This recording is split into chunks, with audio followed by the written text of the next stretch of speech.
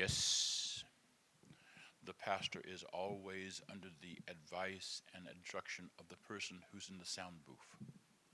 Uh, I was interrupted in the middle of my thought, and I have to go find my thought again. Bathrooms over there. Thank you so much, Dr. Khan. If, Thank you, Jess. If you are looking for this on YouTube, go to New Millennium Church Little Rock on YouTube, and you will find all of our YouTube content to include this presentation, as well as the content last 2 months ago involving Norman Finkelstein. Um, how many of you, by the way, were present when Norman Finkelstein spoke? Would you please raise your hand? Thank you very much. Thank you very much. Lastly, Dr. Khan will probably share with you coming speakers, and you want to pay attention because let's just say you will be in for a treat. Dr. Khan. So my name is Ali Khan. I think everybody in this room is either a friend or an acquaintance or a family member. So we'll make this quick so we can get to the main event.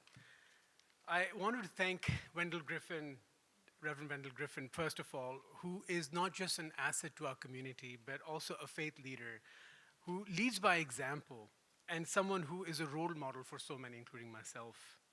I also want to thank the congregation of the New Millennium Church to host us in your home, to allow us to work together towards justice, towards truth, and towards the meaning of equality. It is my great honor to introduce our guest speaker today, Miko Peled, an author, an activist, an outspoken advocate for justice, equality, and peace in Israel and Palestine. Miko Peled's journey is a truly remarkable one. He was born in Jerusalem into one of Israel's most well-known prominent Zionist families. His grandfather, for whom he's named, signed the Declaration of Independence for the State of Israel. And his father, General Mati Peled, was a celebrated Israeli war hero and one of the few military leaders to later call for peace and dialogue with the Palestinians.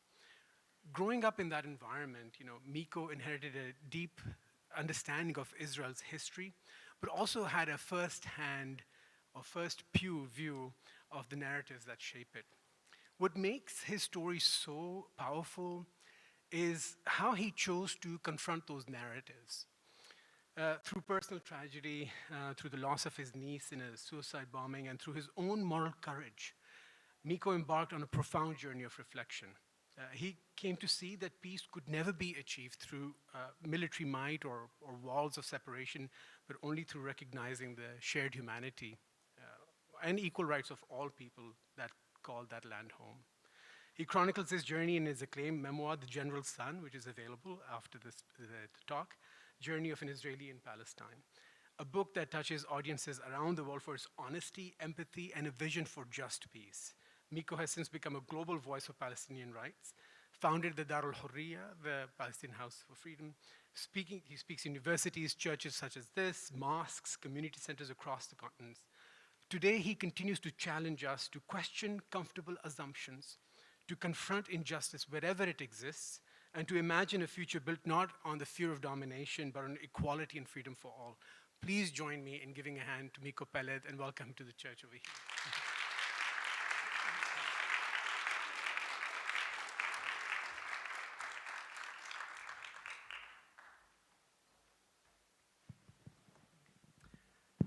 So we're all friends and family and acquaintances over here, so this will be, there's a, Robin, can you reduce the, okay? Is it still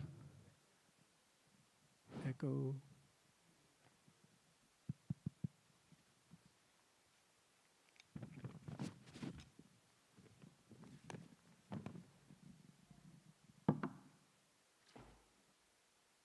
So I have a few questions that I will start off with, and then we'll open it up to the audiences. Think of the questions you have. This is a unique opportunity for somebody who's a witness to life on both sides of the wall, really. So, my first question is, when Miko got into the car yesterday, automatically my Audible played on. It was his voice. It must have been a surreal experience because I was listening to the General's son on Audible yesterday. But, you grew up in a very prominent Zionist family with deep roots in the Israeli military and the political history of Israel. What was the moment or the series of moments when you began to significantly question the narrative that you grew up with? Your father had a similar journey, and you had a similar journey of sort of confronting those narratives and coming to a new reality. Uh, could you highlight some of the turning points in your life that led you to where you are now? Well, first of all, thank you for inviting me, and thank you, Judge, for that wonderful welcome. This notion of a living room where we're all siblings is really a wonderful one. I've never heard that before, so thank you for that, and thank you all for spending this morning here talking about Palestine. And when people say, what keeps you going and why do you still have hope, it's seeing, halls like this, churches, mosques, and community centers, etc., where people are willing to spend time, sometimes money, and to engage in this extremely, extremely important conversation. So I am full of gratitude to all of you. Thank you. So your question is actually a series of maybe 5 or 6 questions. And like you said, has anybody read The General's Son yet? 1 or 2 people? A few people, okay. So, like you said, I grew up in a very prominent Zionist family, a very patriotic Israeli family. And when you're raised in a family like that, in a society where the military is above all, where the state is above all, and you have that kind of family, then of course you have a great sense of pride and a sense of mission. So I always say I didn't learn about Zionism in Israel from a textbook or from a college course. Every day around the dinner table. That's what was talked about every day at the dinner table. And then when we had larger family gatherings, it was like the who's who of Zionism. And of course, like I said, growing up, there's a great sense of pride. Now,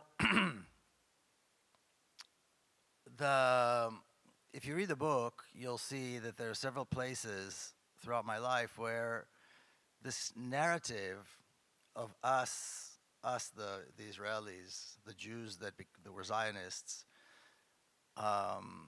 came back after 2,000 years to our ancient homeland. We were attacked by the Arabs, but we defeated them because we are smarter and, better educated and whatever all the stereotypes began to crack. And it wasn't actually until I was working on the book about 12, 15 years ago that I suddenly realized where those cracks were. So the first one, and this is a story that many Palestinians relate to, especially Palestinians of the 1948 generation. My mother was born and raised in Jerusalem. And in 1948, she was 22, she was already a mother. Or no, she was less than 22, she was maybe 21. Anyway, and she used to tell me a story many, many times as I was growing up about how she was offered what they call an Arab home in Jerusalem.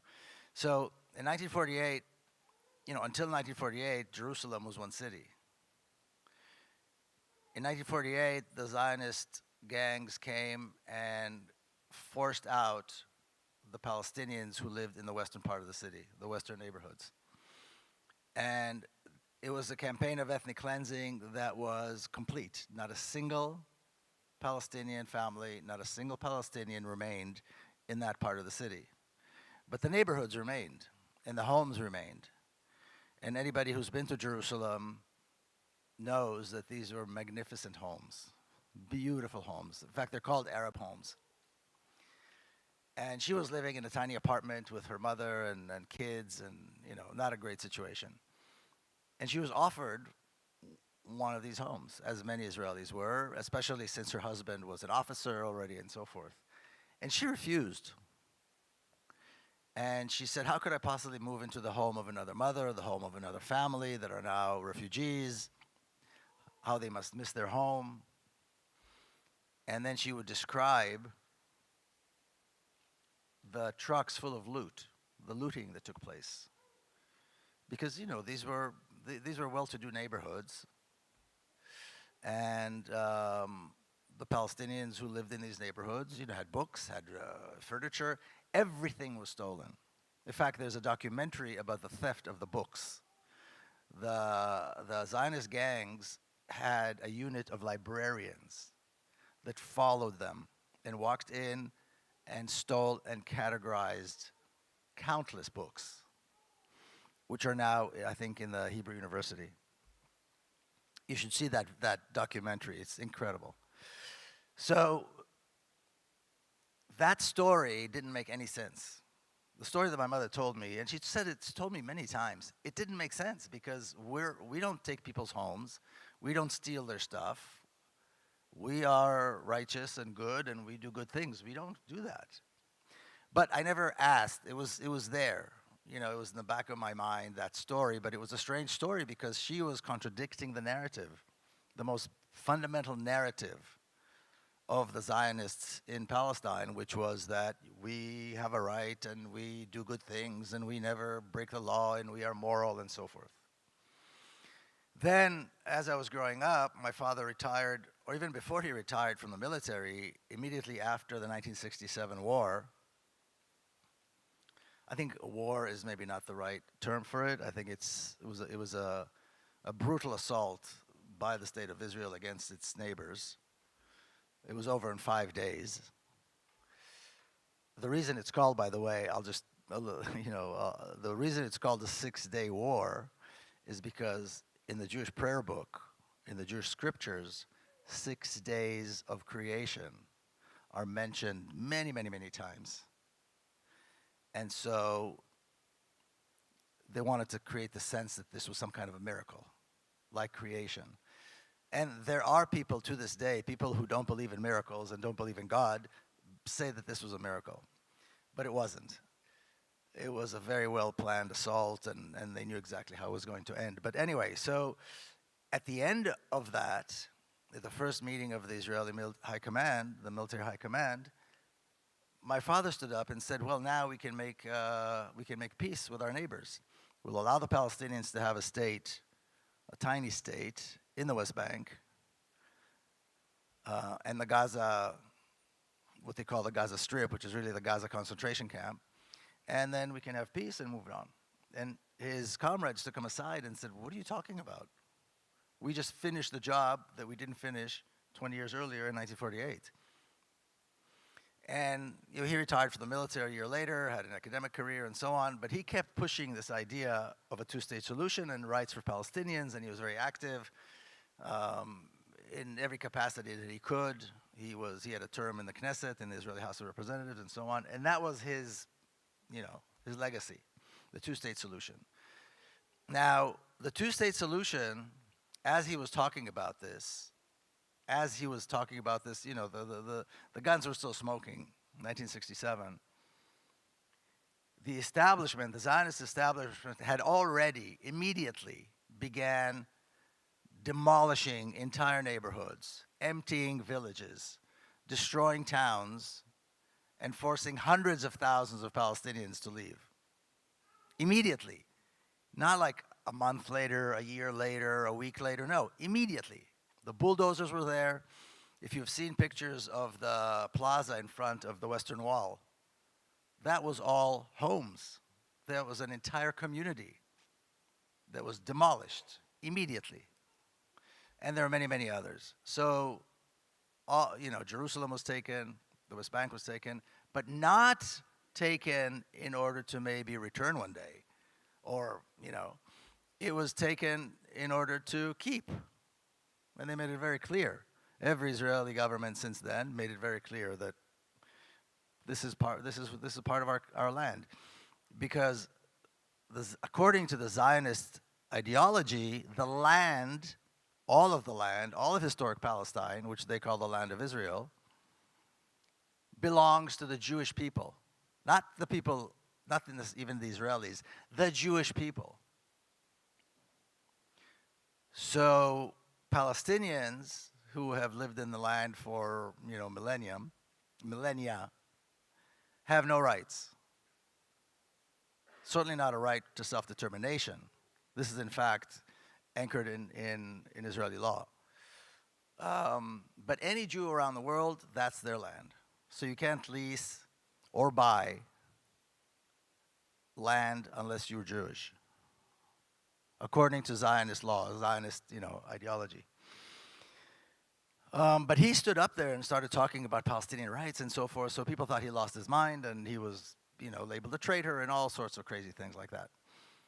So I had a little bit of experience understanding that there are Palestinian people, that they maybe have some rights, that maybe we did do one or two things wrong in the past, but he completely refused, and this was typical of these liberal Zionists, to admit the crimes of 1948.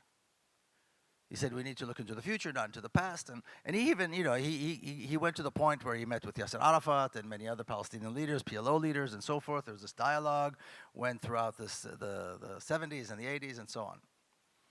But this concept of the two-state solution, it's a Zionist construct. It says that it legitimizes and cleanses the horrific crimes of 1948. It's not an attempt to bring about justice. It's an attempt to legitimize and maintain what was stolen in 1948, which is the lion's share of Palestine. Today, there's no West Bank anyway. It's all been taken, it's all been integrated to the rest of the country. So talking about two states is even more absurd, but that's really what it is. So it's not that he and the people that were talking, the very few people that spoke like him and pursued this idea,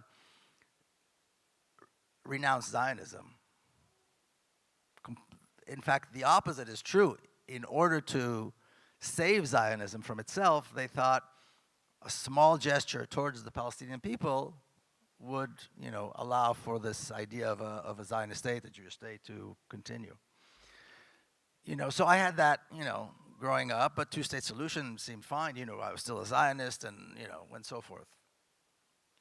But it's that too was like a radical. In Israeli society, talking about rights for Palestinians, talking about a Palestinian state was always considered an outrageous, radical idea. Nothing's changed, but from the very beginning, this is how it was. And then the final really the final push was, like you mentioned, the killing of my niece. And I've noticed that for us to really question what we believe and question what we know, sadly, it usually takes something terrible, something that really shakes us to the core.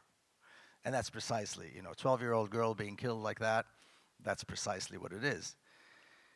So I know some of you have read and heard my sister talk, Nurit. It was her daughter.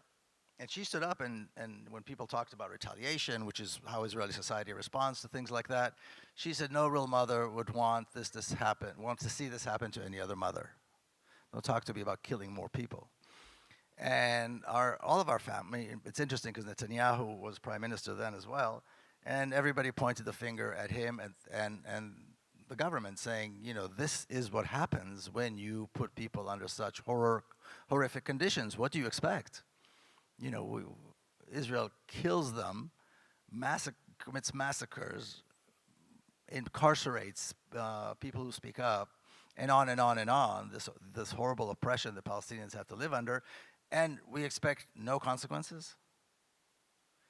So the blame for the violence is obviously the state of Israel.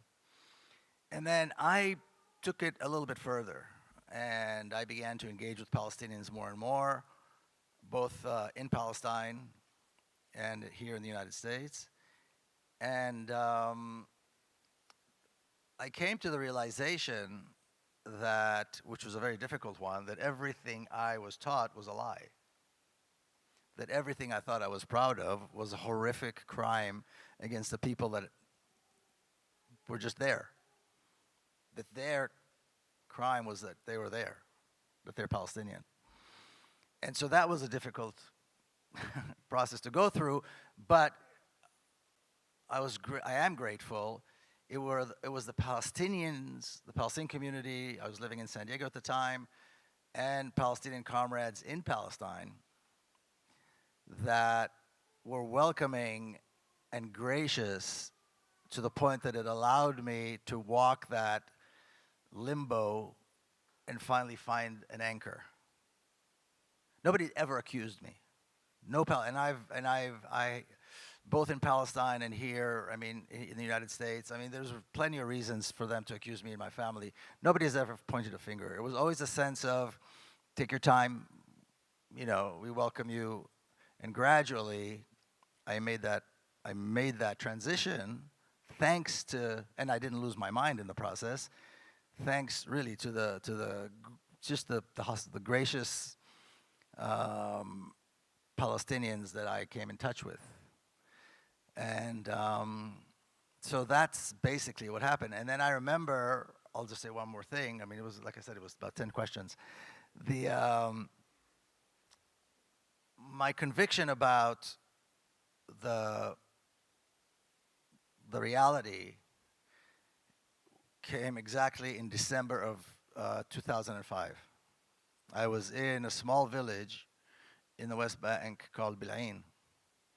And around 2005, this new movement emerged called the Popular Resistance. And it was a movement whereby every Friday after prayer, people would march.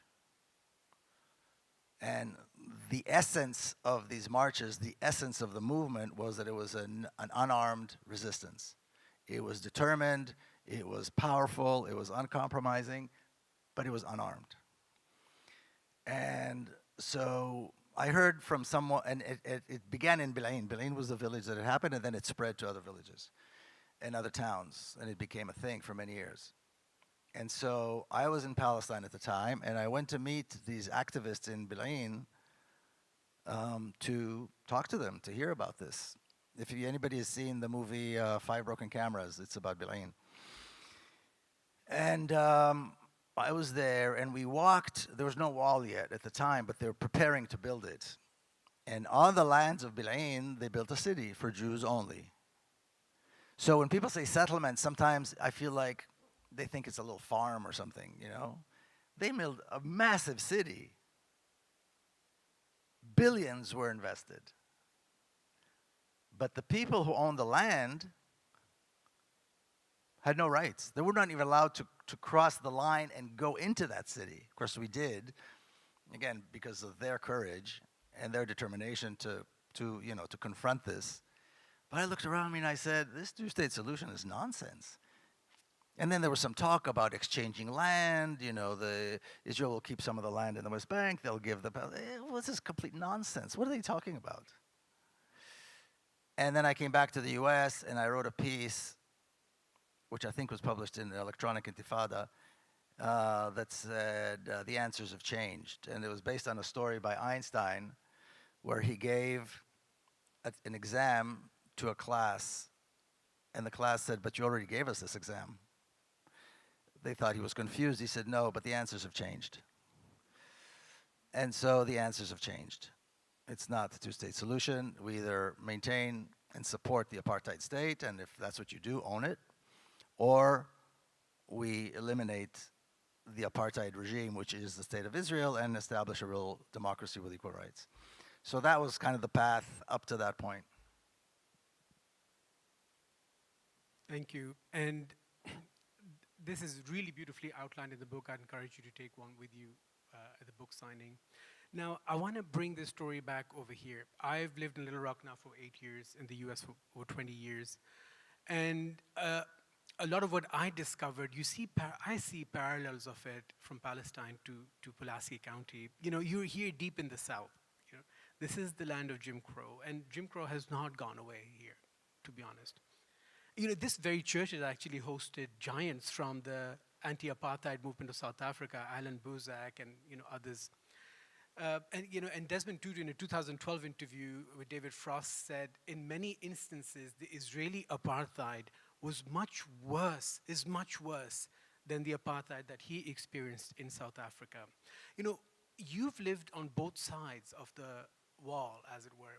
What parallels do you see in the brutality of the occupation and apartheid that exists in Palestine, Israel, and what we saw here and what we continue to see here in terms of just the segregation, occupation, and the apartheid system that exists in Israel and Palestine?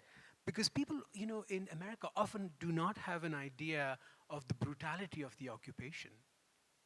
Well, the main difference is that the Zionist apartheid regime is also genocidal. Annihilating the Palestinian people is a clear objective. So it's not just segregation and oppression and denial of rights and denial of resources and use of labor and the things that usually come with that, cheap labor. It's annihilation. The genocide of the Palestinian people did not begin on October the 8th, 2023. It began at least in 1947, if not before that, when terrorist Zionist gangs would put bombs in cafes and in hotels and in marketplaces and so forth. So they kind of brought terrorism to Palestine. It is genocidal. It is a progressive genocide. And granted, the last 2 years has been, it's been extremely heightened. But it's no different. And if we understand what happened in Palestine in the years 1947, 48, 49, in the early years, what is happening now in the Gaza death camp is not surprising. It makes perfect sense. So we need to see that in context. Now, in terms of the segregation, Palestine is not a very big country. Israelis and Palestinians live in very close proximity, and yet, when I say close proximity, I mean sometimes across the street from one another. And yet, the segregation is absolute. I grew up in Jerusalem. I never met a Palestinian. It's supposed to be a mixed city, but it's a completely racist, segregated city. We don't go to the same schools. Our schools are nice and modern. Their schools are falling apart. We don't speak the same language. There was never any attempts to bring youth together, to have activities, nothing. Nothing. In fact, even Israelis who have my skin color and whose families came from Europe were segregated and were privileged in comparison to the children of Jews who came from Arab countries and have darker skin. In fact, I remember when they decided to put together an integration. They brought the kids, Israeli kids, whose families came from Arab countries, to our schools, and that was a big deal. Forget Palestinians. And so the segregation is very effective, to the point that you can have an Israeli neighborhood, a Jewish Israeli neighborhood, and they have all the water that you need. I mean, I grew up, I never thought water was an issue. Palestinians get maybe 7 or 8 hours of water per week. Across the street from each other. Generally speaking, I think the water is a really good example of the apartheid, because the apartheid is not just the law, it's the reality and its policies. So all the water in the country is governed by an agency called Mekorot. They allocate, now Palestinians are the majority of the population between the river and the sea. Mekorot allocates 3% of the water to the Palestinians. 3%. So that affects your life. That affects everything. It affects your street, it affects your home, it affects your family, it affects everything. But it's that effective that it's they could be across the street from each other, never mind a few kilometers away from each other. and there's no way to there's no interaction other than when the soldiers and settlers come and harass the Palestinians. So again, it's much more effective, I think, than anything we've seen, because it's first of all, it's a settler colonial project.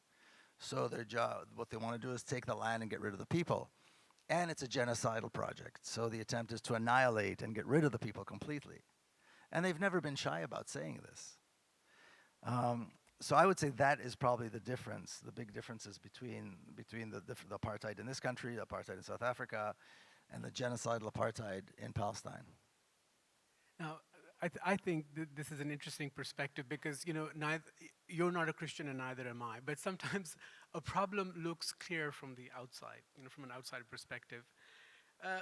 For years, when we spoke up for Palestinian rights, for example, were gaslighted, were silenced when we criticized Israel, the Zionist project. And for many American Christians, it was drilled into their minds, that criticism of Zionism was criticism of Judaism. It's in these churches, that's how it was equated. How did American Christianity and American churches become such mouthpieces for Zionist propaganda? And we talked about this briefly yesterday.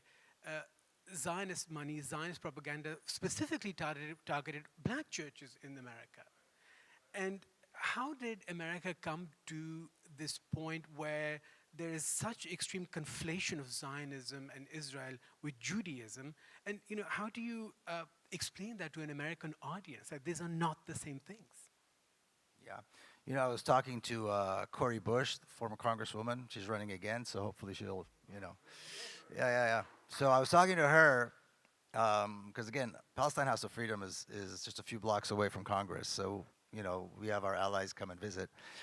And she and I had many conversations, and she was telling me that at church, going to church as a child, there was an Israeli flag on the stage, and they thought it was some kind of a Christian symbol. They were never told that actually it's a flag of another country. Now, the Zionists have done an incredible job creating roots in all aspects of American society. If Black America stood up as a community for Palestine, this would have been over a long time ago. And the Zionists understand that. So they began their engagement with Black communities, with the Black churches decades ago. They take pastors and they take communities on trips to the Holy Land. They push the Holy Land biblical narrative as though it's history. Now, many of these churches are evangelical churches. So the comments that I hear when I speak to people who come from that background is, they equate the ancient Hebrews with today's Israelis. I mean, look at the color of my skin. Do I look like the ancient Hebrews didn't look like me, right? It's an absurd idea, but the indoctrination and the money and the propaganda, I suppose is the proper word, that the Zionists invest in the Black churches, particularly the big Black churches, is incredible. And it's been going on for a very long time. And it's true with other communities too. It's not only the Black churches, but I think they realize that if the Black churches turned, that would be a game changer in America. So they made sure that won't happen. Now, the Zionists have been at this for over 100 years. And they had to do several things to make sure that the ground everything is laid out for success for them. And success means establishing an apartheid state and annihilating the Palestinian people. Does not have any, there's no question about that. Now, initially, Jews opposed this idea of Zionism. It seems like a crazy idea. To this day, the most observant Jewish communities still oppose Zionism and oppose the state, and you see them at protests.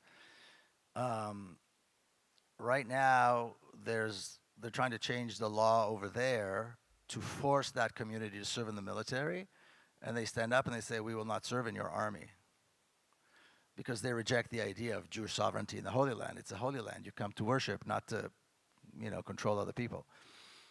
But the Zionists created this they conflated Judaism with Zionism, and they understood how important that would be because there were Jews that opposed them.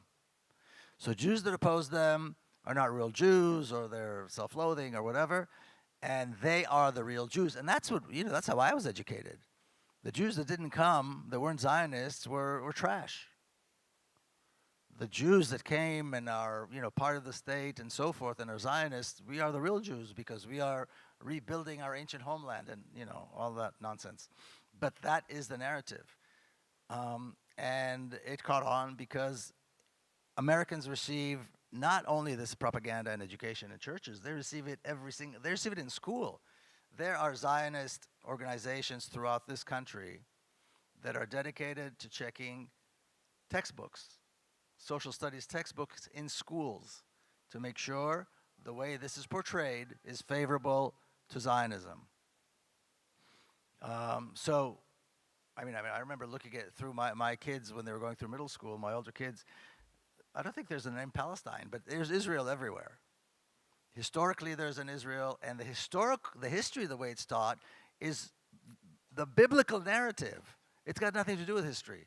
It's the biblical narrative, and again, it's conflated with history. Then you have it at churches.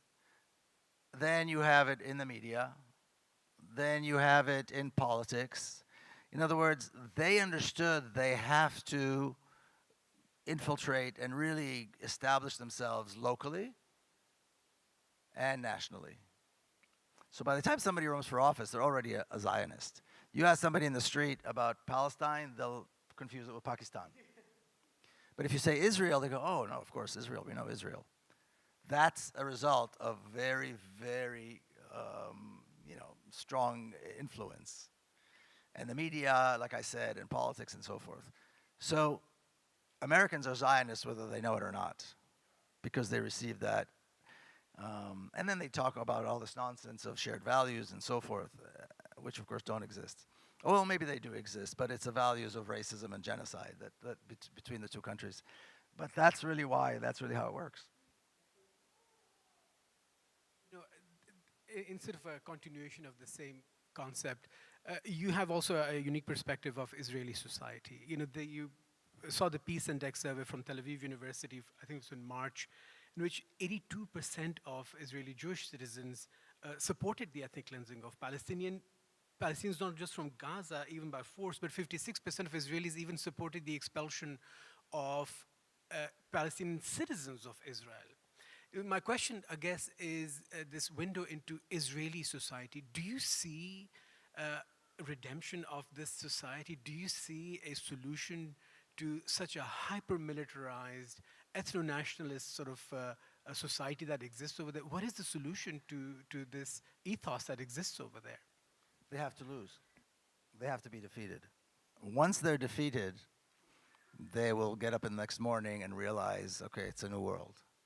Only once, and this is not unique. They're not unique. This is the reality in all racist societies, settler colonial societies.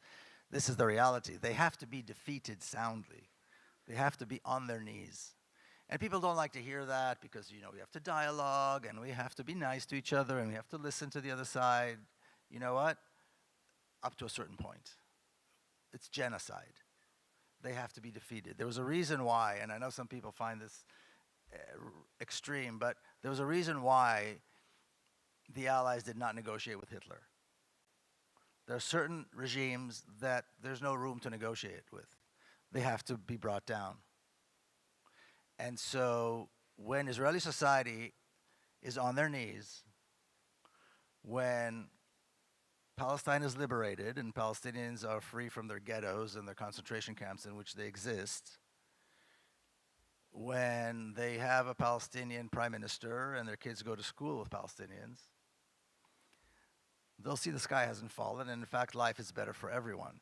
So while the defeat of the Zionists sounds maybe radical to some people. It's the only way that life will be better for everyone who lives in historic Palestine.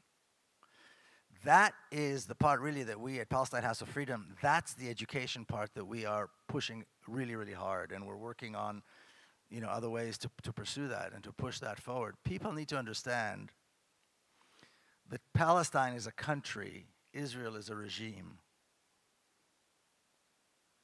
And that regime has brought about a dark, dark chapter in the long history of Palestine, which is a history of tolerance. It's a history of, it's like a mosaic. Palestine was always a mosaic. Different groups, different ethnic groups, different religions, and so on. Not to mention the glorious Muslim heritage of Palestine. So what we need to see is we need to look at the past and view how we can return to that in the future. But we can't do it as long as there's this genocidal regime. And it's when American politicians say that they're Zionists, it's like they would stand up and say, I'm a white supremacist, which even when they are, they won't say, right? Even though we know many of them are, they won't say it. And to say that Israel is an island of stability in a violent region and so on, let's look at the last 100 years. What has been the most destabilizing force in Western Asia and North Africa? The existence of the apartheid state. Wars being initiated. Massive refugee issue, people turning into refugees, millions. Destruction of the legacy and the history of Palestine. I can't even tell you how much of it is being destroyed and how fast. Assassinating leaders in other countries. And on and on and on and on. Who created this horror in the region? Not the Palestinians, not other Arab countries. It was the apartheid state. If people talk about want to see stability, they want to see democracy, they want to see peace, what are they doing supporting this entity that has brought about all of these things and will continue? It is a violent, racist regime that was created by a racist, violent ideology. And as long as Americans are invested in it, it's not going to stop. And meanwhile, as I'm sure everybody here knows, Palestinians are starving to death, are dying from simple infections. They've created Gaza as a concentration camp decades ago, but now it's a death camp. The children will starve in Palestine. Palestine is a rich country. Palestine has resources. There's water, there's food, there's medical care, everything they need. How does it make sense that humanitarian aid for Palestine needs to come from across the world, enter through Egypt, and the entity that decides what is permitted to enter and what is not permitted is the entity conducting the genocide? If you want people to die, why would you allow medicine to go in? It's cheaper if they die of infections and starvation than if you have to shoot them. It's that horrific. That is the calculation. I was talking to some doctors and medical professionals that have been on missions. By the way, they only allow a very small number of doctors to be within the death camp at the same time, a very small number. They were limited in how much hand soap they bring in. Now, why would you limit hand soap?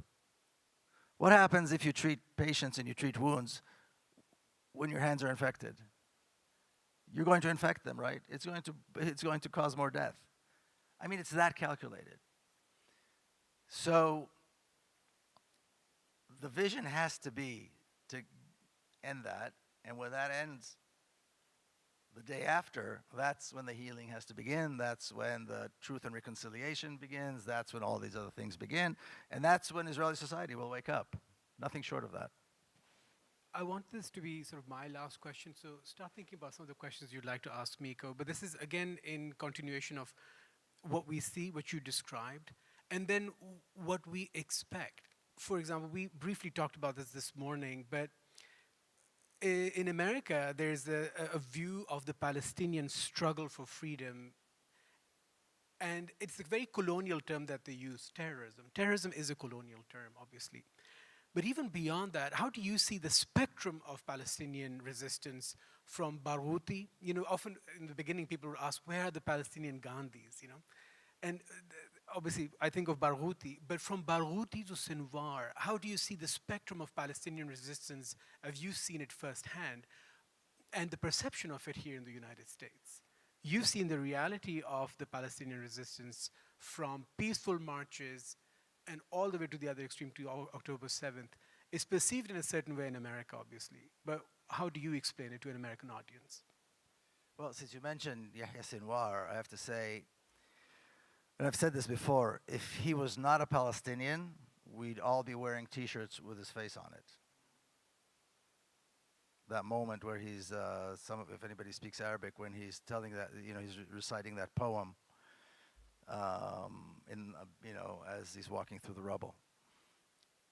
I think it's important to see Palestinian resistance over a period of time, over the entire century, 100 years at least.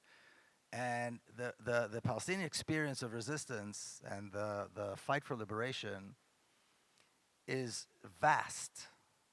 And most of it is not unknown even to people who are within the Palestine movement. It is like a treasure chest. And one of the things we're trying to do now at Palestine House of Freedom is create a curriculum based on that. Not our perception as colonizers of what they are doing and what they should or shouldn't do. People often ask me, well, what do you think Palestinians, you want to ask me what I think what Palestinians should do? Palestinians should do what they feel they need to do. I've never lived under oppression. So we need to look at that. We need to look at the vast, it's like I said, it's like a treasure chest. Political education, literature, art, culture, you name it. Great names that people don't know of. Goes back 100 years. Many of them were assassinated because of what they wrote, because of what they said. Israel has, people say 10,000, I don't know why. It was 10,000 before October 7th. Thousands and thousands of Gandhis in jail. I can name activists that I know that thankfully are right now not in jail, but they were many times. Gandhi would be proud if they were compared to him. MLK would be proud to see them because of their dedication to liberation and their dedication to nonviolence. But that's their choice. That's their choice. That's the method they choose to fight for their liberation. And then we have other groups or other individuals, other people who choose a different path. Now, people don't realize this. The experience of Palestinians within Palestine and the laws under which Palestinians live, and unlike Israeli Jews, the laws under which Palestinians have to live are not laws that protect them. There are no laws that protect Palestinians. The laws that Palestinians are basically laws of segregation and terrorizing. There is no law. Anybody can kill a Palestinian throughout Palestine and there'll be no recourse. Police won't even open a file. It's that extreme. Now, you mentioned the Palestinian citizens of Israel, which is a strange kind of a designation because they're not citizens the way Israeli Jews are citizens. They have no law that protects them. And the segregation against them is grounded and anchored in Israeli law. But the ones who do have that dubious designation are governed, if they live between the middle and the north, they're governed by a certain set of laws, by certain bureaucracies. The Palestinian Bedouin who live in the Naqab, which is the entire southern part of Palestine, we're talking about close to 300,000 people. There's another bureaucracy that governs them. It's called the Agency for the Development of the Negev. The Negev is what they call it. And it's basically an agency that's dedicated to getting rid of them. Home demolitions there are unbelievable. The numbers of home demolitions are thousands and thousands each year. Access to water is denied. Access to medical care is denied. Access to road is denied. And these are citizens, supposedly. The Naqab is a very fertile desert, so it's very good for agriculture. And the Palestinian Bedouin were always farmers. They were semi-nomadic. Today, only Israeli Jews are permitted to engage in agriculture in the Naqab. Palestinians are not allowed. So the poverty, they're put in encampments, they're put in townships, in ghettos, and so forth. So those are two designations. Then, and we have an example right here, a Palestinian from Jerusalem. Now, I have friends in Jerusalem whose families, they can trace their families in Jerusalem 800 years, 1,000 years. It's not uncommon. They have a special designation, which is kind of like an alien resident.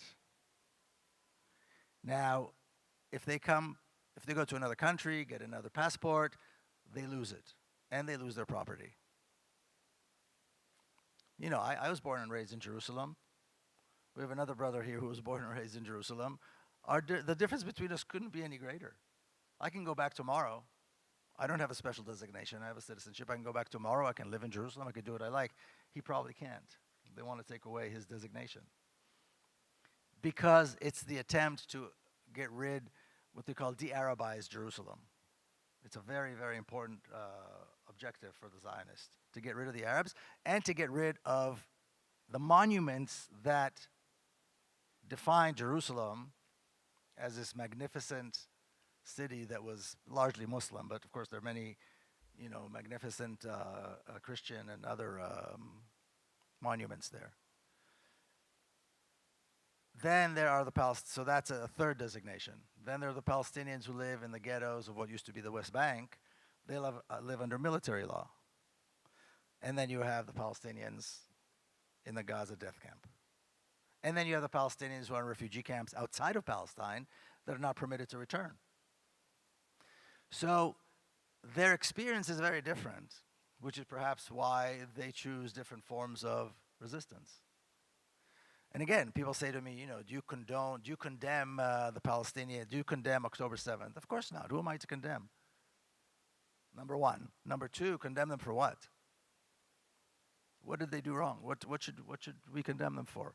For living in a concentration camp and rebel and trying to get out and fight for their freedom? The entire story of Palestine is presented backwards.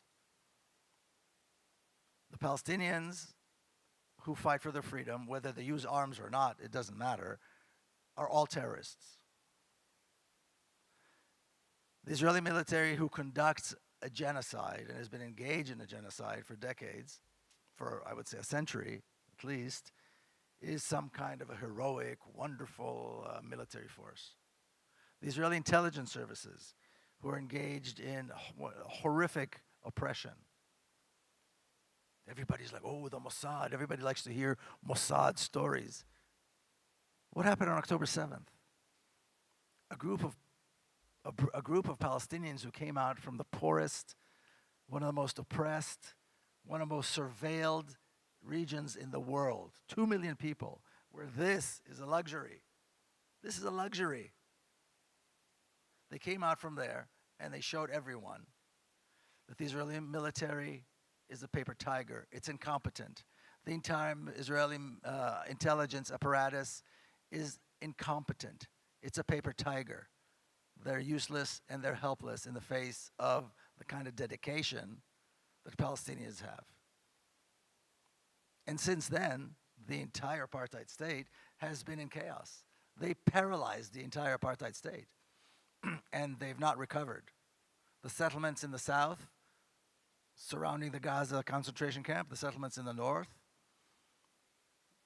mostly because of the alliance with Lebanese forces, are empty, still empty 2 years later. The Yemeni forces closed the Straits of Bab el-Mandab. The only really country that responded responsibly to the genocide are the Yemenis. The port of Eilat, which is an extremely important port for the apartheid economy, is shut down completely. Nothing. 200 cars, for example, used to be imported through the port of Eilat. Nothing. So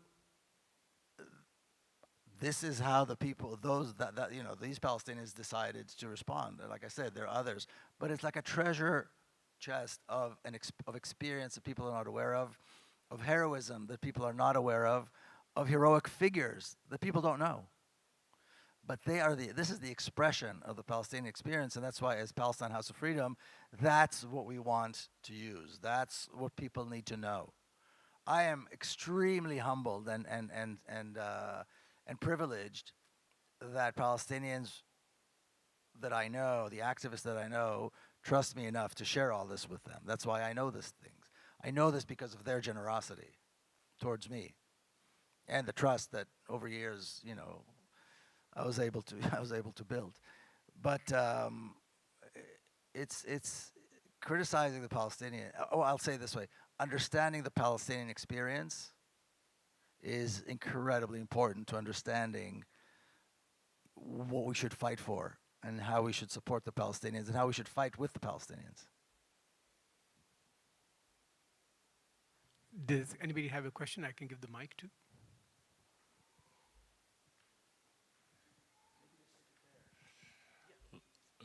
You are now invited to join the conversation.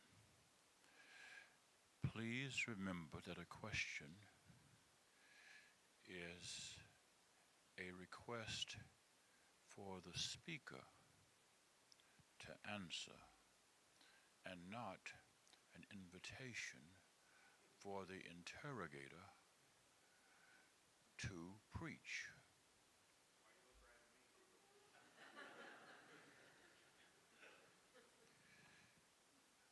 I'm from the generation of people who know that if you begin to preach and people know that you should be asking a question, sooner or later, one of two things will happen. People will either stop listening to you or someone will tell you to sit down and shut up. I am the person who is going to stand up and tell you to sit down and shut up. And so, with that, if you have a question, would you please raise your hand? I will bring the microphone to you. Come up. Well, I'm trying to save them steps, but go right ahead. I was interested to hear you speak of the religious Jews in Israel who are resisting conscription. And I was surprised to hear you say the reason is because they oppose the state of Israel, because what we're told is that they are especially religious, always studying the Torah, and that's why they don't go into the military. Inform me more about this. Flesh that out. Sure. About their opposition. I'm actually to the writing a state. book about this community now. But studying the Torah and rejecting the state of Israel is precisely what they do. Religious law, Jewish law, prohibits Jews from sovereignty in the Holy Land. I'll say it again, because for some people that sounds like crazy talk. Jewish law prohibits Jews from sovereignty in the Holy Land. So these Jews who are very observant, who do study the Torah and the Talmud all day, they oppose the creation of this thing called the Jewish state. They oppose Zionism, and they've opposed it from the very beginning, and it's heroic the way they stand up, especially today. And again, when they're confronted by Zionists, I'm talking about young people, and I've had many, many conversations with this community, they'll say, you wanted a state, this is your problem. We're here to worship. We don't care if the Palestinians are in charge, And I'll tell you a couple of things, a couple of anecdotes. there's a very well-known rabbi who's the leader of this anti-Zionist community in London. His name is Rabbi Beck, Elchanan Beck. And he was being interviewed, and they were at the synagogue, and the reporter asked him, what laws do the Zionists violate? So he took her to the 10 Commandments. And he said, you see this? Do not steal. You see this? Do not murder. And that's besides the fact that there is a prohibition in Jewish law, an actual prohibition from returning, what they call returning or claiming sovereignty in the Holy Land. Now, I began this, I guess I'll call it a journey, to learn about this community a few years ago. I was raised in Jerusalem, and not far from those neighborhoods where they reside, and they are, they live in their own neighborhoods. They don't mix with the rest of society because they are a highly religious, observant community. And as good Israelis, we learned to hate them because they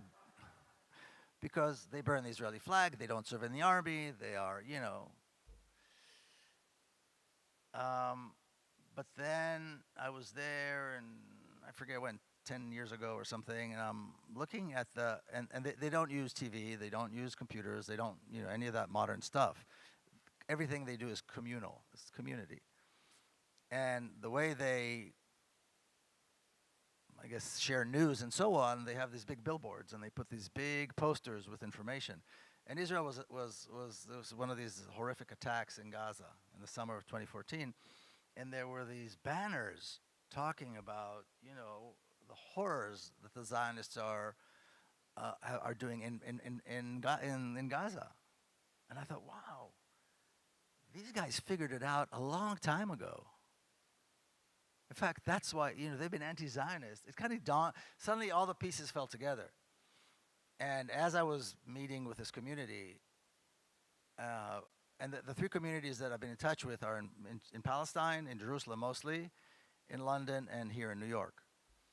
And so they gave me there's a book that was published in the year 1900. 1900, Zionism was, very new thing. And all of the major rabbis of the time contributed to this book. And basically, it's a warning to Jews about the dangers of Zionism. And they say basically three things, and it's all anchored in Jewish law. In other words, this was by rabbis for Jews. So it's all anchored in Jewish law. And what they said was three things, basically. One, a Jewish state will bring violence to the Holy Land. Number two, it will ruin the good relations between Jews and Muslims and Jews and Arabs, because there are Jewish communities that thrived throughout the Arab and Muslim world. We all know that. And the third thing they said, it would cast doubt as to the loyalty of Jews who live as a minority, a religious minority around the world. Because who are they loyal to? Their country or this other new thing? And they wrote this in the year 1900, when nobody knew what nobody could even spell Zionism, let alone understand what it was. They got it immediately. And of course, all these three things and much worse has happened. And today, and I remember seeing them in DC. They'll come down for protest. Sometimes they'll come, hundreds of them. And they stand there with these scarves, the kufiya, or banners that talk about a free Palestine and saying that a real Jew is not a Zionist. And I was thinking, I got to talk to these people, because they always stand a little bit separate. They're very humble. So I started engaging with some of the rabbis there, and then I went to visit their homes, and I did Shabbos with them, and and so on, and the same in all these other communities in Palestine and in the UK and London. And it's to me it's incredible. They first of all, they maintain and they rebuilt a culture that Hitler tried to destroy. I mean, when you drive around their communities, it looks like the Jewish shtetls, the Jewish towns in Eastern Europe before the Holocaust. They talk the same, they speak Yiddish, they learn the same, they study the same. These are actually very heartwarming communities as far as I can see. But their stance against Zionism has been absolute. Now, The reason there's confusion is because there are certain groups within that community that either don't want to reject or fight Zionism or have actually become Zionists, and these are the settlers that you see. And they dress, some of them dress the same way. So unless you can know how to identify them by the certain number of buttons on the coat or the particular hat that they wear, because there are distinctions, then you don't know. You know, I remember one time, I know I'm giving you a very long answer, but like I said, I'm writing about this, so it's in my head. One time we were protesting in the neighborhood of Sheikh Jarrah, which is in Jerusalem. It's a beautiful neighborhood that the Zionists are trying to destroy and take over. And there's a holy site there, a Jewish holy site in the neighborhood. And this was Friday. There was a big protest, and there was a car coming out with these Hasidic Jews in it, and everybody rushed to the car. So the police came in thinking they needed to save these people, but they were holding a Palestinian flag. They were holding a Palestinian flag, you know? And so the reason people rush to them is to, to show support and, that kind of thing. So sometimes it's hard to tell the difference when you see how they dress, but that community stance is absolute. It's very, very clear.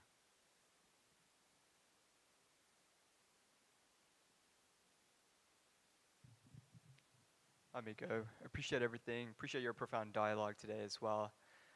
I wanted to ask more so about the brainwashing and the propaganda that you had attributed earlier on in your dialogue. Primarily, of course, like with all of us in America here, there are several people that have been brainwashed and have been fed this propaganda. But I feel like people are starting to wake up now with the advent of social media, with TikTok, with Instagram, seeing the atrocities committed in Palestine. But it's interesting to me to still see the government, all Western governments, that are still these puppets of the Israeli regime. So I wanted to get your perspective as well from your historical background, seeing where you're coming from, and why our governments are still such these huge puppets of Israel, even when and I fear maybe it's some politicians being fearful of Israel based on some conspiracy theories when JFK opposed Israel as well. So I wanted to get your thoughts as well and your perspective from a former living in Israel. Well, there's a disconnect, but it's closing. That gap is closing very, not fast enough, but faster than I think we would have thought. But let's talk about, like I explained earlier, Americans are Zionists whether they know it or not because of the indoctrination in all the different facets of society. But the support of the West to a settler colonial project where white people kill and take the land of people of color is not new. They haven't invented anything. This is what Zionism is. This is what the apartheid state is. But let's talk what happened. Let's talk about October 7th and post-October 7th. There has been an awakening. Now, student activism on campuses for probably 2 decades now has been the most heroic expression of support and resistance, and they've managed to raise the level of discourse on Palestine. Outside of Palestine, there's nothing more important. Nothing has been more effective than that. Then we had, after October 7th, we had the emergence of the encampments. If you haven't seen the movie, you should, the documentary. But the encampments, and I visited many of them, Colombia, across the country. It was one of the most incredible expressions of courage and humanity that I have ever seen. Outside of the resistance in Palestine, that was, I believe, the most profound and effective expression of not solidarity, but participating in the resistance. And just like Palestinians who stand up in Palestine are severely punished, the students were severely punished for standing up for the right thing. So, and then it goes on. There's been the flotillas that we've seen and so on, and there have been real expressions of resistance. And what I've seen now in talking to candidates and even talking to politicians who are already, in office, the new campaign slogan is "No money from APAC." That is a slogan that wins. No APAC money. Now, APAC had Cory Bush, Jamal Bowman were, lost their seats because of APAC money. And politicians know they have to be careful. That's shifted. That's shifting now. No APAC money is a slogan that works. No money to Israel is a slogan that gets applause everywhere across the country. In Nebraska, in Idaho, everywhere, in rural areas, everywhere. These are slogans that work, that now politicians. Huh? That I don't know. Because I haven't had a chance to speak to politicians, but so that I can't answer that. I don't know. But I wouldn't be surprised. People are realizing our tax dollars are going to a country that's a rich country to begin with. It's not really a country, like I said, it's a regime, but it's going to a regime that is very wealthy. So why are we not building our own schools and hospitals and infrastructure and healthcare and so on, and education, and giving money to this? Now there's a realization that there's a genocide. And again, ending the genocide is also a campaign slogan that works. So there's a shift. Now, the upper echelon of politicians don't get it yet. They don't get it yet. Gavin Newsom, the governor of California, just signed this horrific, anti-Semitism nonsense bill, and he's probably going to run for president. I don't think he's got the memo that things are changing. But clearly this is a positive step. It's not fast enough. So, the Zionists have created a system here that will work for them. They know how the system works in America. They know how politics work in America. And they are working tirelessly to make sure it works for them. And now we're seeing a shift, but it's going to take a while till we see an impact and a real change. But that's really why American and other Western governments, and what the Western governments actually did in Europe, is they found this formula to try to appease their constituents, which is recognizing the state of Palestine. It's meaningless. It does nothing, but it sounds good. So they're hoping that they can appease some of their constituents and calm them down by saying we recognize the state of Palestine, which is something that Israel hates, of course. But it's meaningless, so it's safe. It's like the two-state solution. It's meaningless, but it's safe because you don't have to do anything. You know what I mean? There are no consequences.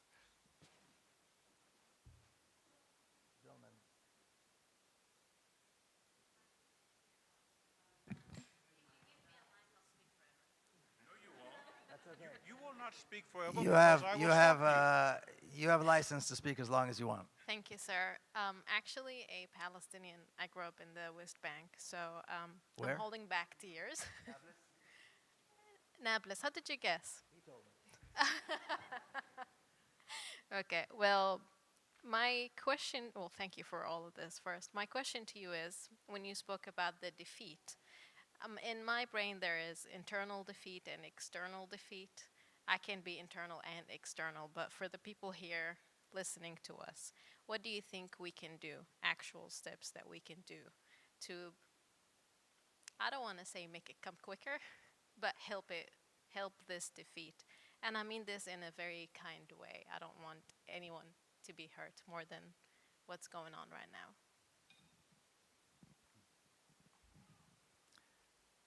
Well, the country is the regime, the Zionist regime is already imploding. It's falling apart. October 7th was a huge push in that direction. But Israeli society is not really a society. The state has already been falling apart for a very long time. The healthcare system, which was considered great, is bankrupt. The education system, which used to be considered really good, is bankrupt. Higher education is very expensive, too expensive for most people. What else? The police is corrupt. the judicial system is so politicized, nobody trusts nobody trusts them, regardless what their politics is. Nobody trusts the judicial system. The government is made out of criminals that even Israeli society, parts of Israeli society, recognize they're criminals. So, and the different parts of what is called Israeli society have been at each other's throat for from the very beginning, particularly the racism against the Arab Jews. Now, whatever, all these different groups were somehow held with Scotch tape all these years. October 7th, they ripped off the Scotch tape, and it's all like falling apart completely. The vitriol that you hear is unbelievable. The way people are at each other's throat. If you listen to the Hebrew news, news channels, the TV, and so on, the hate and the way they talk to each other in the Knesset, in the chamber, in the press, on the street, is incredible. Even for that society, which has always been very violent and very hateful, the different groups towards each other. So all of these things have now been compounded. So the internal defeat is obvious. It's not there yet. I'm not sure what you mean by external. I'm assuming you mean defeat, external pressure to make it come sooner. And I don't know why you don't want it to come sooner. I think the sooner the better. But it needs to come as sooner the better. And what we can do, actually what we must do, because it's our money going to support the genocide. So as Americans, we're complicit unless we stand up and make our voices heard to stand up against it. I think the most important thing to do is to be absolutely honest and not be afraid to offend the other side. If anyone's offended when you tell them that the Zionist state is an apartheid state, that's a good thing. If they support it, they should be offended. If they support genocide, they should be offended. If they think Israel, this mantra, Israel has a right to exist, that's fine, but they should own it. Because that regime is engaged in genocide, it's engaged in apartheid, and it's engaged in ethnic cleansing, all three of which are designated crimes against humanity. Now, the designation of crimes against humanity was put together when? After the Holocaust, to prevent another one, right? And 3 years later, they allowed the genocide of the Palestinian people to commence by people who say they represent Jews. So if anyone supports that, own it. Own that you support genocide. Own it that you support apartheid, racism, and ethnic cleansing. I think the hypocrisy of what's known as liberal Zionism needs to be called out. It needs to be exposed. If you think they have a right, that regime has a right to exist, own it. But don't pretend that you care about humanity and human rights. So I think it's really important to speak absolutely clearly. Now, we need to be educated too, so make sure you know what you're talking about. Because they're very good at gaslighting. So you have to be prepared. The other thing is, talk to your friends, talk to your neighbors, talk to your Jewish son-in-law, talk to whoever it is that you feel you can't talk to about this. Because if they were segregationists, if they were white supremacists, if they were Nazis, it would be the same. You need to talk to them. And expand the circle. Expand it. We have to grow. Change is not going to come from top down. It comes from bottom up. We have to be significantly bigger. We have to be significantly louder. We have to be significantly less apologetic. There has to be zero tolerance to Zionism. Zero tolerance to all forms of racism, but Zionism has to be put in that column for people to realize. And speak out at every opportunity. Speak up at every opportunity. Any politician, anybody who runs for office, if they do not vow to not take AIPAC money, if they dare to associate themselves with Zionism, they should know they're out. I was in Toledo. I was invited by the Muslim community there. politicians there realize that though that is a voting bloc they need to listen to, because they demonstrated that they have the ability to make or break a politician's career. So at this event, there were so many politicians and so many candidates coming to, try to get their votes, try to get their support. And they made them sit through my lecture first before they were allowed to make their pitches. Because usually they make their pitch and they leave. They'd rather not sit there when I'm talking. They made them sit through my talk. But that's that's what we need to do, and we need to end it yesterday. This whole last 2 years could have been prevented. Could have been prevented. I knew it was going to come. I'm sure anybody who has a real understanding of Palestine could have predicted it.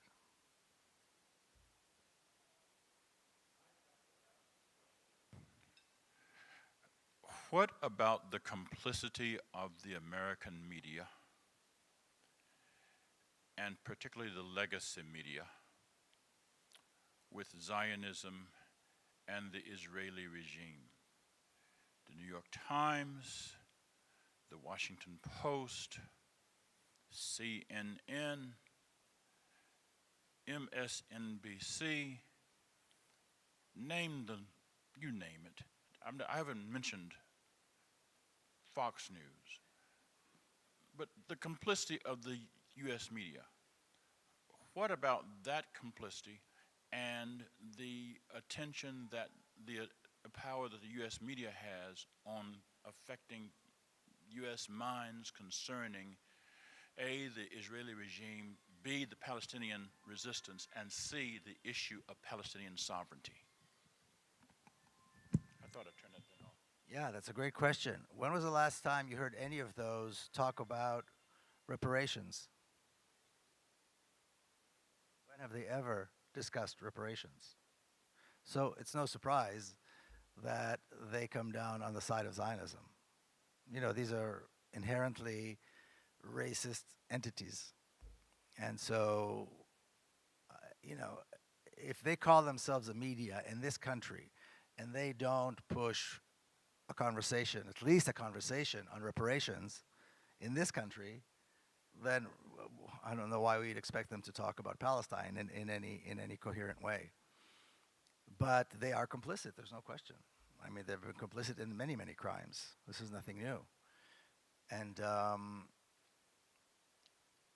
another thing that I think we should do is bring back the conversation on liberation, liberation, not only of Palestinians, but certainly in that context, liberation is important.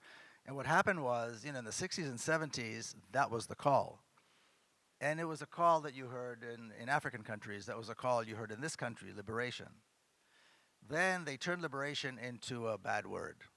It's terrorism, it's violence, the Black Panther, all these really kind of things that white people like to be afraid of.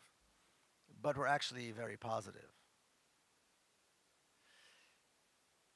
In the Palestinians' experience, it was dumbed down through this idea of the two-state solution, rather than the liberation of Palestine, dialogue with the Zionists rather than having a zero tolerance. That's partly the work that my father was involved in, is to dumb down the talk of total liberation. And then we got Oslo, and now there's a genocide that we're seeing in Gaza. There's a connection. Now, one of the things that happened as a result of October 7th and during the encampments, the call was for liberation. From the river to the sea, Palestine will be free is back. And it should stay. So now the other side is saying that river to the sea is anti-Semitic, liberation is anti-Semitic, blah, blah, blah is anti-Semitic. None of it is anti-Semitic. It has nothing to do with Jews whatsoever. The call for liberating all of Palestine from the river to the sea, and I know, I can't remember who it was, it may have been Norman Finkelstein or somebody who came to to Colombia, to the encampment, and told them to dumb it down a little bit because river to the sea is offensive. And when he was done talking, the students took the mic back, and what did they say? That is back. Now, it's back in that sphere. We need to bring it back to every sphere. And like you were saying, Jim Crow is not finished. I mean, the liberation of liberation is still, I believe, something that needs to be discussed in the context of America, of people of color in America. But again, if you say liberation, oh my God, people should study Fred Hampton in school. They should read, they should listen to his speeches and read about him in schools. You know what I mean?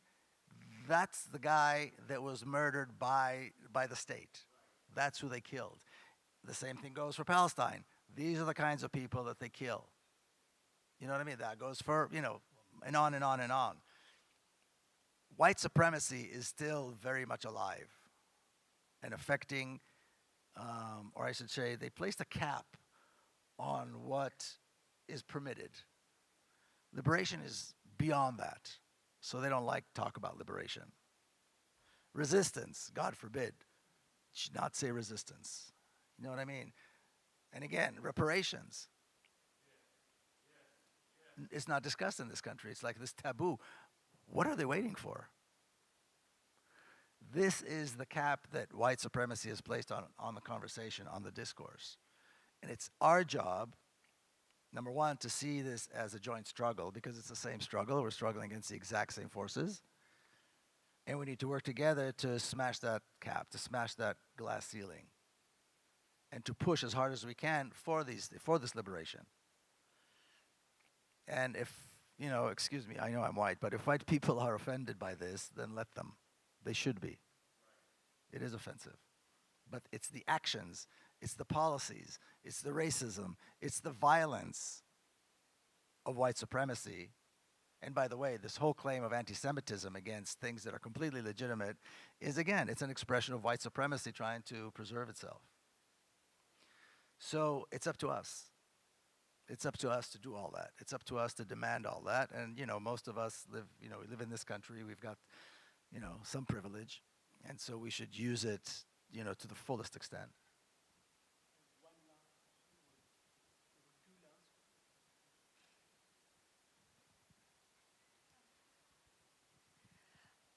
Hi, thank you so much. My question is, from your perspective as both an Israeli citizen and a historian of the conflict, how do you interpret the early British and European support for the creation of the State of Israel, particularly in the context of post-World War I imperial politics, the Balfour Declaration, and Europe's post-Holocaust guilt? To what extent do you think this support was driven by moral responsibility versus colonial interest and the desire to manage Europe's own Jewish question outside its borders? It's a question that has many questions, but it's very good. I appreciate it. I'm not a historian. It is a great question. I'm not a historian, but I will say this. It's the quick answer is it is settler colonialism, and that's why the Europeans support it. And it's interesting. Obviously, Europe had a Jewish problem, and they wanted to get rid of the Jews, and this was one good solution. Now, what's interesting is the Zionists, the early Zionists, the generation of my grandfather, they shaved their beards, they were highly educated, they didn't look or sound like Jews. In fact, they pushed Judaism and religion as far away as possible from them. They wanted nothing to do with those Jews that look like Jews. You know what I mean? And when they met with, the people who held power in Europe, these people looked at them and said, well, this is okay. We can talk to these people. They're civilized. And so the Balfour Declaration you mentioned is basically one white racist giving somebody else's country to another white racist. That's all it is. One happened to be Jewish, one happened to be an anti-Semite, but it worked for everyone, right? This was a Zionist, this was an anti-Semite who thought Zionism would help the Europeans get rid of the Jews, and, it makes sense. And we're talking about, the term land without a people for a people without a land. It was Christian evangelists who came up with that before the Zionist Jews took it on. But it's not that they didn't know there were people there. It wasn't, everybody knew it was not a land without a people. You know, Palestine was a rich culture, a rich economy. People did business in Palestine. They exported, imported with Palestine. They traded with Palestine. Palestine had cities, and, you know, it wasn't some backwater. But these are people that didn't matter. So they may as well be, it may as well be empty because they're people of color. So I think it's important to see that. But basically, that's what the Balfour Declaration was. And it was without, there was no, morality has nothing to do and had nothing to do with support for Zionism. Nothing. It was settler colonialism, racism, anti-Semitism. It was this combination of this that born this illegitimate creation of the apartheid state. And talking about the Holocaust, and we discussed this earlier, there's this misconception that Israelis are Holocaust survivors, that Israel became the refuge for Holocaust survivors. Only a fraction of Holocaust survivors went there. A fraction, a small fraction, and many of them left because they couldn't stand it. They didn't want to live in this militarized, racist state. And they were treated very poorly by the Zionists anyway. But it's not the same people. It's not the same people. And so Israeli society is a racist, violent society. Holocaust survivors, you know, went back home or came to America or whatever the case may be. There's a short documentary that I co-produced with a friend called The Orphan, and it's a story. It's basically an interview with a Holocaust survivor who was forced, because he was still a child, along with the orphanage in which he was, to go there. And he hated it, and he did everything he could to get rid of, to go back to his country, which he did. It's a very, very compelling story. But it's important to remember that it's not the same thing, it's not the same people, you know.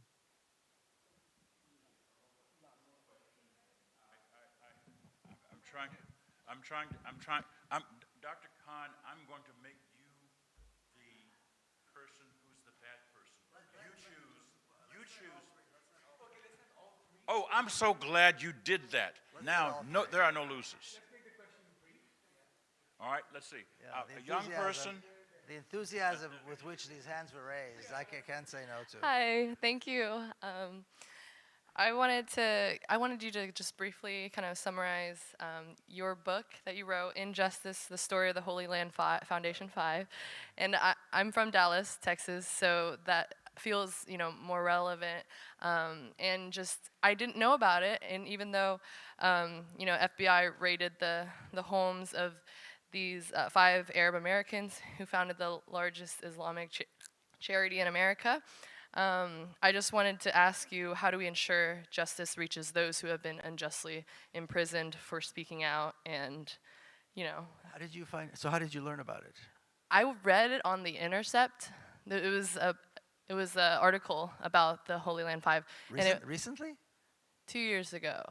So it was when I first got into becoming more active in Little Rock Peace for Palestine. And then I just read an article and I saw your name. And that's how I discovered you. So Sure, yeah, thanks for asking that question. Sure, yeah. So my second book is called Injustice: The Story of the Holy Land Foundation 5. Has anybody here heard of the Holy Land Foundation, or the Holy Land Foundation case? A few people. The Holy Land Foundation was the largest Muslim charity in America, a relief organization founded by Palestinians, run by Palestinians. Their focus was Palestine, but they did great work in this country and in other countries with refugees and so on. And then in the early 90s, the Zionists, different Zionist organizations and politicians started worrying about them because they were too effective. They were doing really good work. They were collaborating with other organizations. People liked them. People trusted them. So these Zionist groups, people like, you know, Chuck Schumer and the ADL and what's his name, Anthony Weiner and some of these others, went to the FBI, went to the IRS, trying to getting their nonprofit status revoked. Then in the mid-90s, the US designated every organization that opposed the Oslo Accords as a terrorist organization. including Hamas and the PFLP and a bunch of organization. And then October 7th happened. October 7th. I do it all the time. 9/11. I do that a lot. God forbid, it's not the same thing. But anyway, these are, momentous occasions. Then 9/11 happened, and the US government, the administration, had to show that they did something as quickly as possible. So they wanted to shut somebody down. They wanted to freeze assets. They had to do. So in September, George Bush was going to make a statement, and his administration had to give him something. Well, the Holy Land Foundation were Palestinian, sending money to, they were Muslims, they're sending money to Palestine, top of the list. They were shut down, their assets were frozen. And I won't tell you the whole story, but eventually, after several trials and very, very strong Zionist help and the Department of Justice determination, 5 of the finest people I've ever met went to federal prison. 2 of them received 65 years. 65 years. These men were not only innocent, these were the finest, some of the finest people I've ever met. 2 of them have been released. They only sat in for 15 years. One was deported. He's in Istanbul. Another one self-deported because he couldn't get a job. He couldn't do anything in this country. One is now in a halfway house. And the other 2, who are the most active, 65 years in prison. They're older than me, so. And president after president, they refuse to commute their sentences. It's a heartwarming story. When I heard about it, it was just after The General's Son came out. I was in Dallas speaking, and the activist community there came to tell me the story.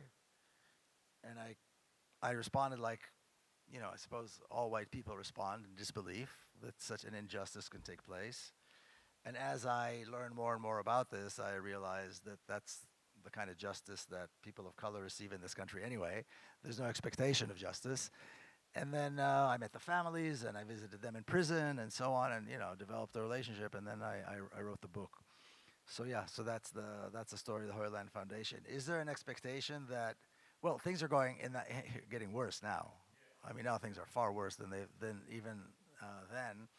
And what that did was it opened the door, and these wrongful indictments and wrongful arrests of perfectly innocent people who happen to be people of color, and particularly if they're Muslim, is rampant. Is horrible. And that was the opening shot. That because they were they're significant in their communities. Everybody knew these guys. Everybody respected them. This was a pillar of the Muslim community. And when they took them down, now they're able to take down, any kid that goes to a mosque, looked at a website, boom, done. They're in for 20 years, 30 years. It's very quick. So things are going in the wrong direction, and these guys know that they are political prisoners just like the Palestinians in Palestine. And they know that they won't see justice until Palestinians see justice, because it's connected. It's all about that. Thanks for that question.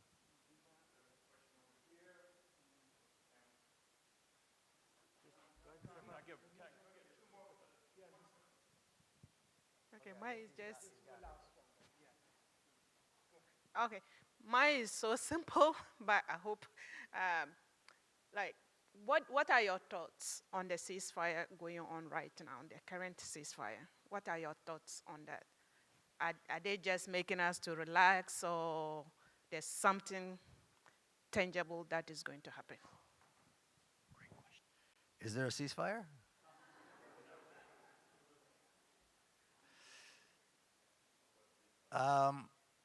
Actually, they didn't even call it a ceasefire. They called it a peace plan. And I don't think anybody had any doubt whatsoever that Israel was going to violate it. They violated every ceasefire ever, and they said so. They said, the argument within Israeli society and within the Israeli politicians was whether or not to just continue the genocide or to pause slightly to allow for the return of the hostages. That was it. that determination to continue the genocide was never hidden. It was made public, and they said it clearly. And when you read and you looked at the details of this Trump plan, it was obvious. They talk about demilitarizing, but the Zionist military is there. But wait, they mean demilitarizing the victims of the genocide? That's what they're talking about, right? It's absurd. They're talking about de-radicalization. We've got these racist, genocidal criminals running the show. But wait, they don't mean de-radicalizing the Zionists. They mean de-radicalizing the Palestinians who are the victims of this horror. They're not radical. What's radical about the Palestinians? I don't know. I haven't heard anything radical from Palestinians. So it's completely turned upside down, right? And I don't think anybody expected that there would be peace. But I do get that question a lot. So are things better now? Are you optimistic? Does it look better? There's peace. The safety and security of Palestinians is never guaranteed. It's not guaranteed in this agreement. Freedom of movement for Palestinians is not even guaranteed. Is not even discussed. The liberation of Palestinians is not even remotely discussed. And immediately, I don't know if it took 24 hours, I think less, before Israel started killing again. So it's a myth.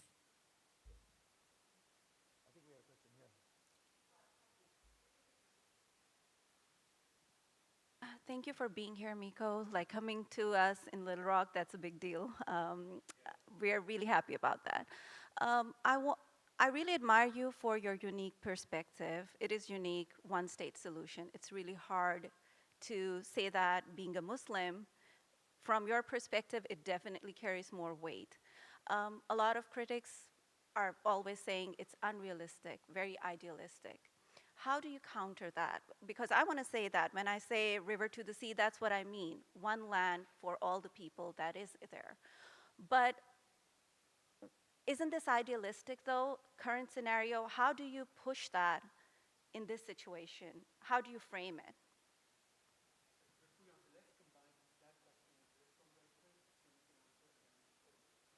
The mic. Sorry, it's too late, but the mic is in my hand, so let me ask a question, okay? Whenever you are in distress, you go to your brothers. You go to especially the big brother. Palestinians have these very wealthy big brothers, all these Arabs, all around them. Hold up, mic to your. Hold the mic, yeah. So, just there is a very famous joke in our area that a dog was barking the whole night and it was farting also. So the owner early in the morning asked the dog, "Why were you farting?" He said, "I was protecting you, your property." "Why were you farting?" "Because I was scared myself also." So do you think, will the Arab play any role? And if, do they have any room to play any role in it? And till now, why they are quiet? Because they have all the resources, they have all the wealth, and they are the big brothers.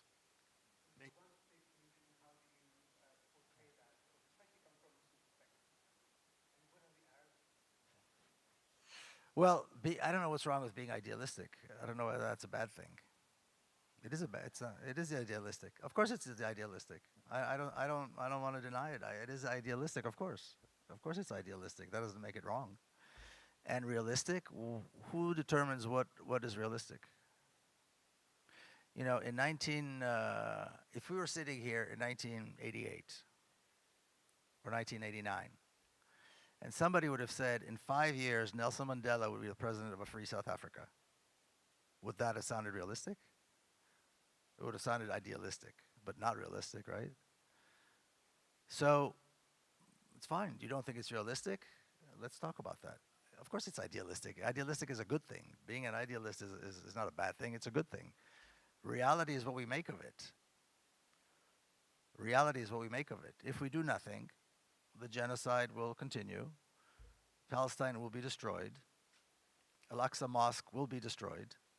They're already taken over the Ibrahimi Mosque in El Khalil in Hebron, and they want to build some kind of a crazy temple or something in Al-Aqsa, so they will destroy it.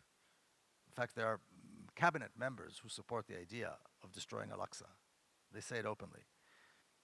And that's going to be the case, and then this is never going to be rebuilt. It's going to be over. So that's, if we look at reality today, that's realistic. Certainly opposing that, trying to prevent that, trying to end the apartheid, trying to save Palestinian people, seems unrealistic. But so if it's unrealistic, does it mean what? That we don't do it? That we don't pursue it? The opposite is true. We have to pursue it because it's idealistic, because right now the reality is so severe, is so horrific. You know, we have to act and change reality. So I don't think there's anything wrong with these claims. It's true. It's right now it seems unrealistic, and it's definitely idealistic, and that's why we need to do more of the same thing and say it even stronger and say it even louder.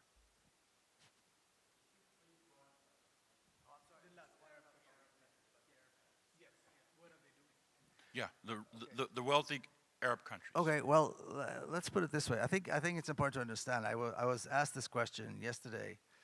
I was doing an interview with Nigerian radio. Anyway, somebody said, "Why do the Arabs dislike the Palestinians?" Well, Arabs don't. It's a crazy question. You know, people in the Arab world support the Palestinian cause 1,000%. Now, the Arab governments, if you're an Arab leader at this point and you look around you, what do you see? You see the countries that stood with Palestine and were clearly, you know, did not follow the American line, did not follow the the Zionist line, right? And now look at them: Iraq, Libya, Syria, Yemen. So if you're an Arab leader, what's your responsibility? Perhaps your constituents support Palestine. Maybe you do in your heart too. But you know very well that you're this close, just because you're an Arab, to ending up like Libya or like, again, all these other countries that I mentioned. It's a very serious responsibility. When people criticize the Arab countries, I think it's hypocrisy. I think the criticism needs to go against the West. Because if tomorrow morning England, Britain, or France, or Germany would follow what they did in Italy, an absolute complete strike across the country, nobody would get bombed. You know, if they cut relations, if they closed the Zionist missions in their countries, nobody would bomb them. Quite the opposite, right? So I always like to return the responsibility back to where it belongs, which is the imperial West, which is the colonial powers. The Arab countries are walking a very, very fine line. So I would focus on where the responsibility really lies. But thank you all very much. This was great.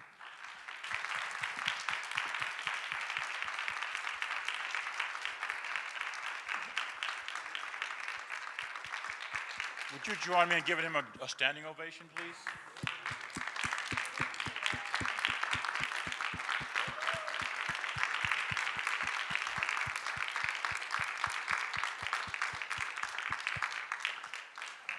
There will be a book signing in the vestibule outside, and so I will ask Miko, if you, Dr. Khan, would you take Brother Miko to, yes, and let me ask you to do two things. First of all, have a seat for a moment. Let him get situated. I would like to thank each of you for the gift of your time today. We've been here for 2 hours, and you have been attentive and cordial and respectful, and even the children have been engaged. Thank you very much. I would also like to thank those of you who brought children. It is very important that our children know that this conversation is important now and will be important for their future. What we are seeing now and what we are doing now will define the lives and the issues that these children will live with after we are gone. And there are other children in Palestine who will have to live with these consequences. Our children need to know. So thank you for bringing children. Now let me ask you to do one thing. Miko said we should hold everyone accountable. Hold all 4 members of Congress accountable. Hold both U.S. senators from Arkansas accountable. Hold Governor Sarah Sanders accountable. Hold every politician accountable, whether they're running for mayor or county judge or any other office, accountable. Because the truth be told, AIPAC money does show up. Quick story. I have been black a long time. I know for a fact that black Baptist religious bodies have had AIPAC money funding national meetings. I know for a fact that AIPAC money has been funneled to HBCUs, historically black colleges and universities, to send black students to Israel and have them come back to this United States as emissaries of the Zionist regime. This is happening now. This is not a conspiracy theory. This is not an internet meme. This is happening now. Please ask your black religious leaders' friends, why are you not engaged in this? Please do that. I'm asking them, but you'd ask them. Because, and when they say, the Bible says there's a blessing on those who bless Israel, remind them what Miko said. The Israel you read about in the Hebrew Testament is not that regime over there. Okay? But please hold us accountable. Now, he's had enough time to go to the restroom and get a sip of water. Thank you for being here. Please come back. Next month, November 8, Mother Agapio, who is a Greek Orthodox nun who has done work in Palestine, will be here. Norman Finkelstein came as an Israeli, as a Jewish professor. Miko Pellet comes as an Israeli man. We wanted to have a Christian perspective, and we wanted to hear a woman. And so we're going to bring her here. New Millennium Church is determined to be a place where these conversations can happen, and thank you for coming. Oh, would you please make a note of March 14? I know you're thinking, why so far away? March 14. Elon Pape will be at Ron Robinson Theater, I think. Yes.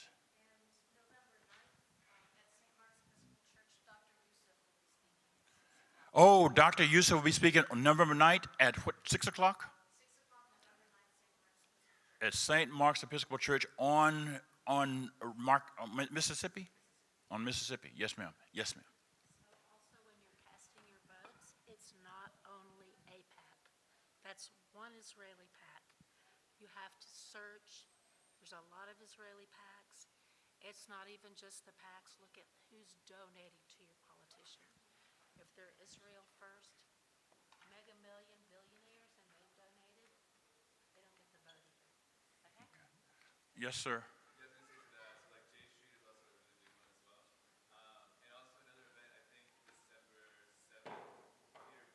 Yes, Peter Baynard, December 7 here. December 7 here. Don't think Pearl Harbor Day, think Peter Baynard here and at this location. Now, we've had enough time. Thank you very much, one and all. See you next time.